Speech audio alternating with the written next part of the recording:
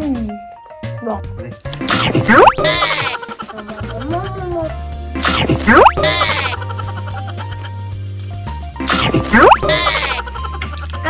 Comme le hot dog.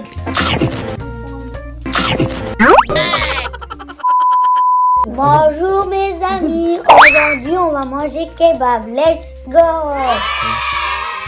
Nakabili nga ako mesami ng kebab pule. Ito yung parang shawarma sa atin. Wow! At sa atin kasi ang alam ko is baka. Ito naman is chicken. Kaya ito titikman namin kung masarap talaga siya.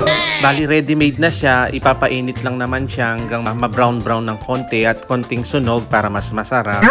Tapos may konting frit. Di masarap yung kebab dito kapag walang kasamang french fries. Nyaritan. At bumili kami ng galet. Hindi ko alam sa Tagalog to kung anong pangalan. Tapos may kasama siyang sauce. Yung sauce niya kasi paiba-iba yung mga sauce dito. Kaya heto, sabi niya pang kebab. Kaya yan na lang kinuha ko. Masarap din mesami yung pag gumagawa ka ng kebab is gagamitin mo is baget. Kaya lang pag matigas yung baget, mahirap kagatin lalo na't kapag makunat siya. Nyamatan. Pero pag ako ang kumakain ng kebab, gusto ko lagi galet.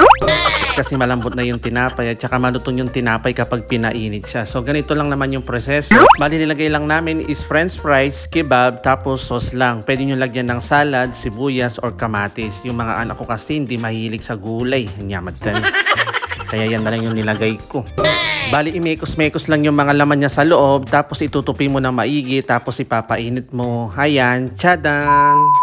First time pala kakain ng mga kebab ang mga boys natin. Kaya ito yung reaction nila. Kung masasarapan sila o hindi.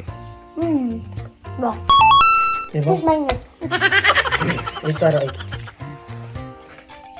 Lagi gusto mo. Manigot yung ata. Sibo. Ito na yun. Diyos man na yun.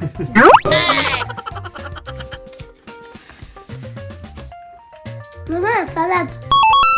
Papa. Diba? Man, ito Papa, na yun. faut que tu répares pour les avions. Katwa Non, sa? pas le que frites, c'est ça. Frites, ça. Oui, papa. Mala. Papa. C'est ça. Dahil nasarapan nga sila, sunod ko naman ginawan si Rohy at saka si Zion. Ito, may bawila. Yum yum. Sarap. Sarap yan ha. Ito ate yan. Ibang. Ito. Yummy. Mais il est tombé, le frite. Uy, abik pinggan ha. J'ai vu tomber. Wala tayong ano. Hindi natin naipit. Kaya machine for ipit kamsa. Ganyan. Ayan na yung sa akin. It's my turn. Hindi ko pa marano. Nyamatan. Non, regarde. Ito Nyamatan. Sibong Teo? Nagustuhan ni Teo. Ito Roy. Sibong? Kari na imangan. Ito Niwan niya laman. Gaya si Mabien kamsa. Kuha kang kuyer. It's my turn. Hindi. Ganyan yung camera ko. Katuling ko lupa. Hindi lang.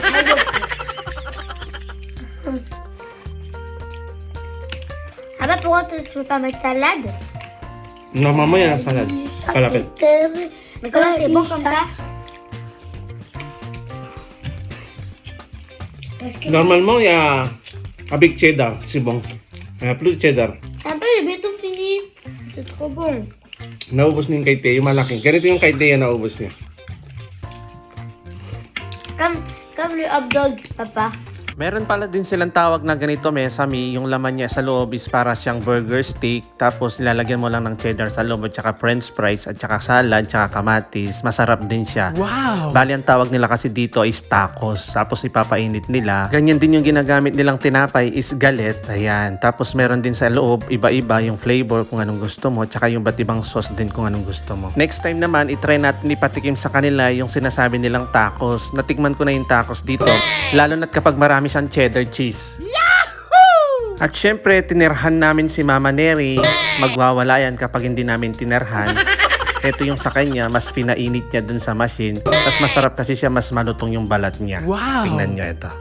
Sa puntong ito, Mesami, kung umabot ka hanggang sa dulo ng video na to, baka hindi ka pa nakapollow. Anyamatan. Papollow naman at pakishare na rin yung mga videos namin. Malay mo, baka isa ka sa mga tahpan na mabibigyan ng mga pajikuskus namin. Wow! Basta po wag nyo kakalimutan mag-comment lagi at mag-react sa mga posts po namin at mga ina-upload po namin mga videos. Kaya hanggang dito na lang po muna, Mesami. Salamat po ng marami.